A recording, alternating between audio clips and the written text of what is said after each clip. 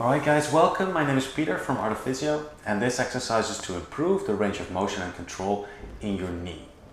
So when we're talking about the knee, we have the tibia that's relatively flat, and we have the femur that's two knuckles like that. And what we want to do is we want to move that tibia relative to the femur. And we're going to see if we can do that without using the ankle or the hip. So before we start, this is the movement I'm talking about. So this is the point on my tibia, and I just want to rotate that point out. That's called external rotation, or move it inwards. That's internal rotation.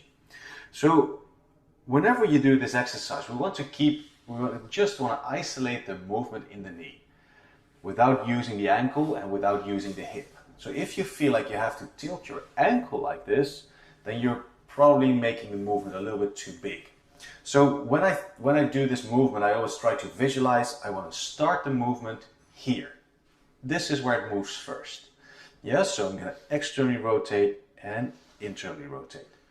Externally rotate, internally rotate. You can do it in different angles, so there and there, but the movement is always the same. Yes, so if you keep your foot flat on the floor, that's the easiest way to really isolate that knee movement, the tibia movement. So if you got that movement right, if you understand it, then we're going to combine it with flexion and extension, so bending and extending. So what that looks like is this. So I'm going to start here. My foot is off the floor. I'm going to internally rotate my knee. I'm going to extend until I'm almost fully extended.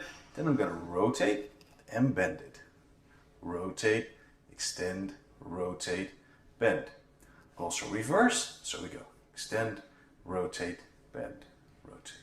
And what we're trying to do here is really go to the outer ranges of the motion of the knee joint. If this is pretty easy for you, then we can make it a bit harder by bending the hip a bit more.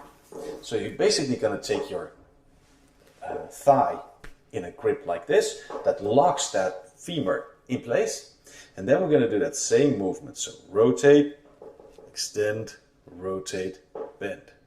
Rotate, extend, and we're going to reverse, so bend, rotate, extend, rotate. So whenever you do it like this, it's really hard to move your hip to join your party, but if you do it here, what sometimes happens is this. People do this. So if you feel like that is what's happening, then see if you can squeeze your fists in between your knees and then make that same movement.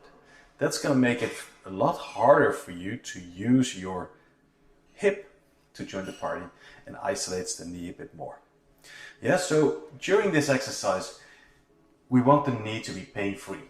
It's okay to feel a little bit tightness. You go like, ooh, that doesn't move as nicely, but we don't want it to hurt. If it hurts, ease off a little bit and let us know.